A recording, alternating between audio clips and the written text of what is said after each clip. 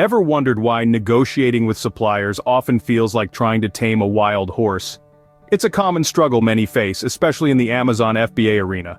The challenges are many: mastering the art of communication, acknowledging cultural nuances, striving for that elusive win-win outcome. It's not just about sealing a deal, it's about forging a sustainable relationship. But fear not, because with the right approach, you can turn this wild horse into a trusted partner. Now you might ask, how can I approach this negotiation process effectively? Well, let's break it down into 4 main phases: research, preparation, negotiation, and follow-up.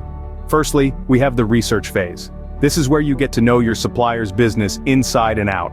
Understand their market position, the kind of clients they usually deal with, and what their needs might be.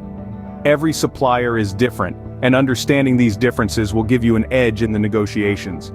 Remember, knowledge is power, and in this case, your knowledge about the supplier is your power. Next, we move on to the preparation phase. This is where you define your objectives and prepare your negotiation strategy.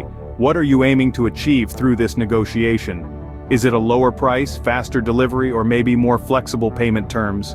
Once you have your objectives clear, it's time to plan your strategy. How are you going to communicate your needs to the supplier? What arguments will you use to convince them? Preparing well in advance will help you stay confident and focused during the negotiation.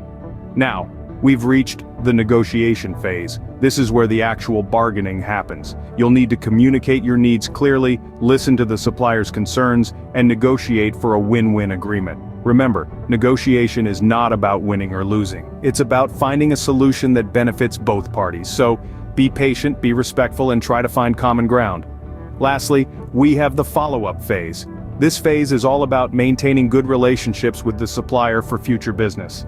After all, negotiation is not a one-time event, but an ongoing process. So, make sure to keep the lines of communication open, respect the agreed terms, and show appreciation for their service.